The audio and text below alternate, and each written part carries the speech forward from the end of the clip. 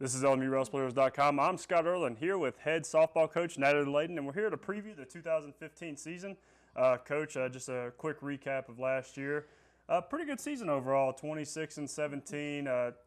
Set a program record, 12-8 league mark, and just kind of you had 3 wins over top 25 national programs. Finished 5th in the conference.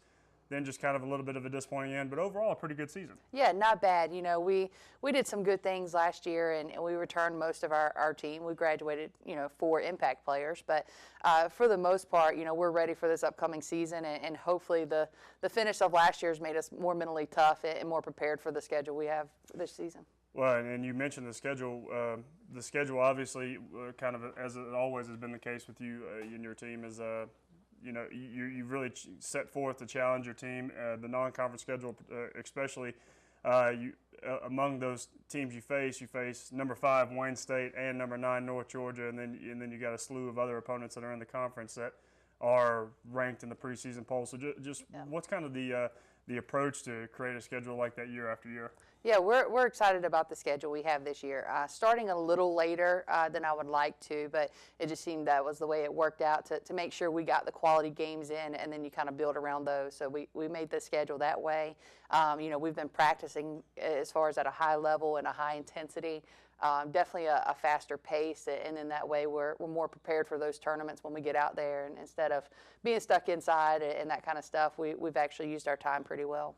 Well, and then obviously the approach has always been kind of to prepare yourself for the South Atlantic Conference, the grind of the South Atlantic Conference schedule once March rolls around, and I for one, and I'm sure that most everyone knows that the South Atlantic Conference is going to be really, really deep in softball this year. Is that kind of the approach? Yeah, we have a very tough conference when it comes to the competition level. Last year in regionals, you look at almost half the field was our conference. There was 4 of us ranked in regionals as far as in the top 8. So the competition level is really high, and you really have to come out and play every day. Whether the team is 1st or 12th, it doesn't matter because they're going to give you a very high competitive game, and it helps us with the strength of schedule as well. And you always hope that the preseason will prepare you for that. There is no easy game in our conference, and we understand that, and we're hopefully getting ready for it. And then you look at the way your roster is made up this year. You got you lost 4 seniors, so let's talk about the kind of the girls that were lost first. Brianna Mulkey obviously is the first one to bring up. She's arguably one of the best players in South Atlantic Conference history in terms of just reaching stolen bases. In the aggregate, obviously you can't make up for her numbers with one player. Right. If you could, then that would be awesome. But yeah. You can't. In the aggregate, though, maybe you can replace a player like her. Yeah, you always hope that you can put a pair of shoes beside her, and that you've recruited equally as talented, and maybe somebody who can help you in another area. As far as she goes, very rarely do you find that 4 to 5 tool athlete in the outfield. She's definitely, was a staple in the program, set a bunch of records, accolades, of course, followed her as well. And, we just hope that we can groom some of our underclassmen and to take that role, but yet our upperclassmen have really stepped up this year to help fill it, and, to where in this fall, it's one of those things where we played really well when we went up to Morehead State, and did some things there, and our team looked pretty good, and it was one of those things that it's nice to see that, they can recover, and, you always hear great programs don't rebuild, they reload, and hopefully we're in that situation that we're starting to get to where we reload versus just rebuild all the time. Well, and you've got a nice mix of veteran leadership returning, and even in some of your underclassmen group, they show a lot of leadership. It seems like just it's starting to mold a team in your image of just the toughness, just go get it done, no excuses type. And obviously, the first person we want to mention is preseason all-conference selection Amanda Snow. She's back again. She did it all for you last year. It was wonderful on the mound. Hit 314, 508 slugging percentage. So obviously her last go around, what do you expect to see from Amanda this season? Yeah, you always hope that your last one is your best one. You leave on the best note. She's worked hard, she's doing well. You always hope that she's going to be a part of your lineup and be able to contribute, and every year that's a new challenge. So, with her right now, it's just a matter of keeping her comfortable, keeping her consistent, and she'll help our team. Yeah, and then another senior you've got in the outfield return is Emily Solomon. Just kind of one of those. She just goes out and gets it done. She Yeah, doesn't. She know it's no absolutely. bones about her. Yeah, Emily Solomon's a tough athlete. She's done a great job for us this year. You can tell that she started to find her way and started her identity as part of the LMU softball program. Right now she is definitely our leader in the outfield and has been the most consistent defensively out there, where she's probably going to get some time in center field and try to lead from there. But I think, Emily's done a great job offensively and defensively. And, I think now that she's comfortable and started to settle in, that'll help with her consistency as well. Well, and then another player who's only a junior, but it feels like it's her 5th or 6th year with the program is Samantha Smith, pitcher. She's just the workhorse, goes out and just somebody that even when she doesn't have her best stuff, she's going to compete for you and she's going to grind. What does it mean? What does it mean to have her? She was the newcomer of the year at LMU, her freshman year.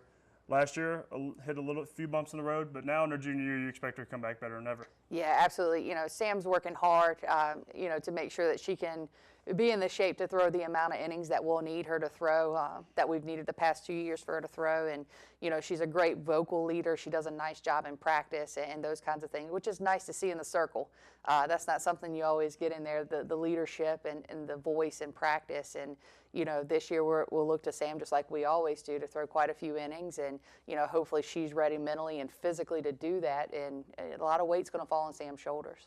And then 2 players that I want to talk about kind of, 2 totally different kinds of players, but in terms of their mentality and approach to the game, they're very similar types. You got sophomore Jennifer Moose and senior Kelly Dreyer, both very just kind of they embody a lot of ways in what a program would want to have.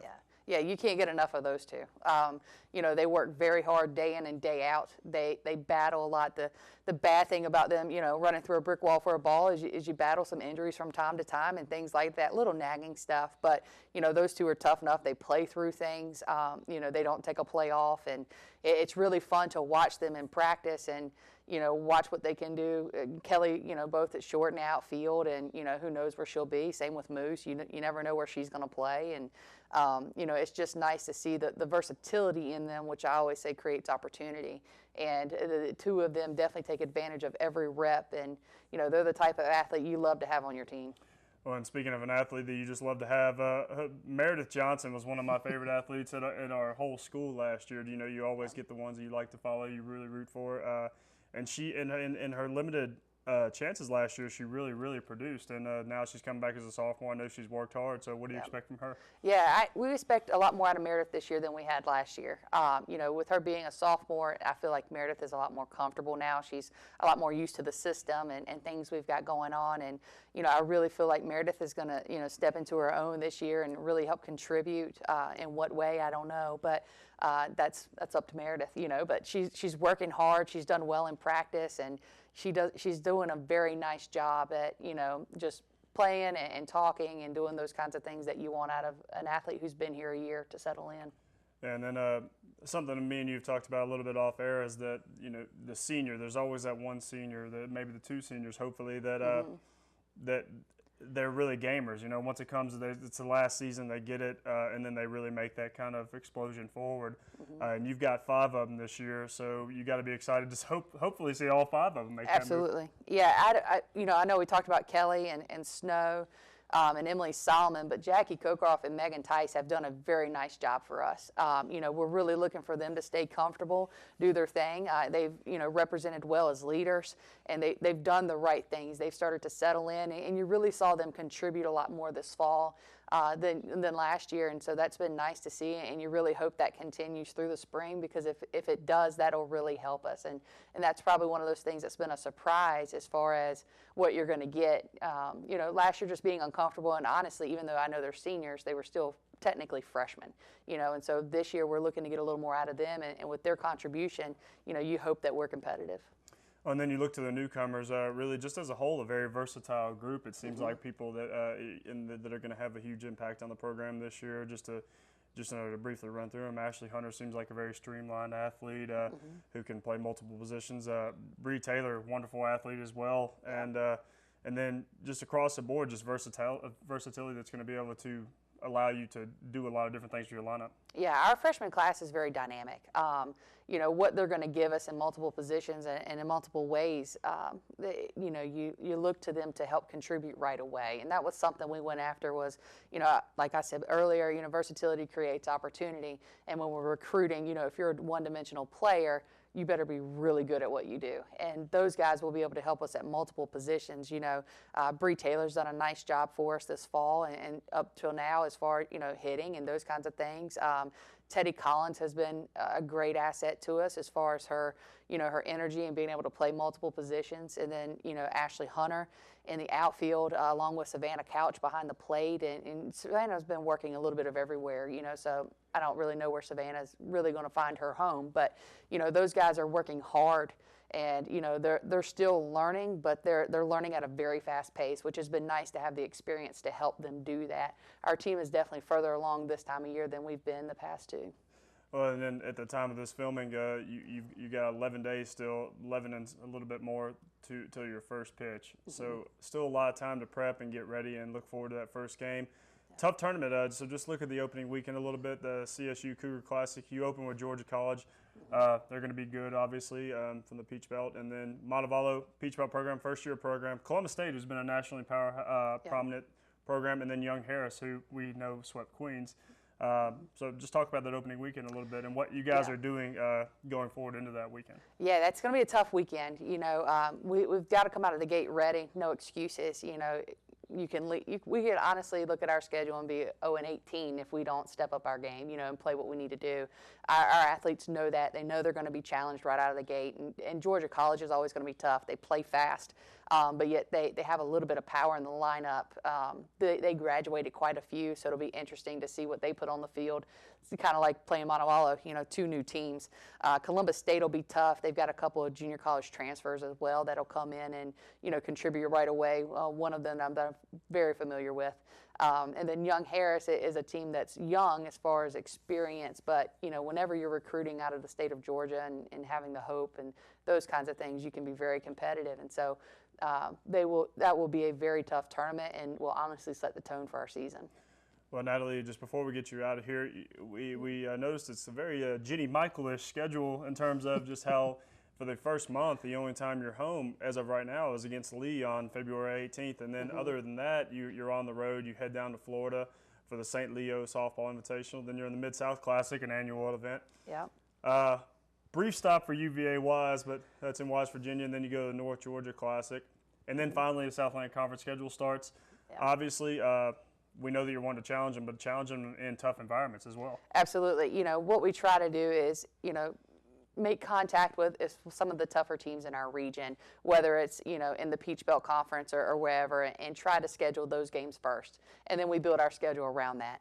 Unfortunately, this time of year, it always falls into tournament settings, you know, and so you have to go where the tournaments are. And as far as midweek games go, you know, you don't want to just have a midweek game just to have a game. And that's one thing that, you know, we'd rather, you know, prepare, work on ourselves and that kind of thing. The scoreboard should take care of itself when you start playing those teams. But, you know, to have a game that's not going to help us grow and develop really doesn't help us at this point.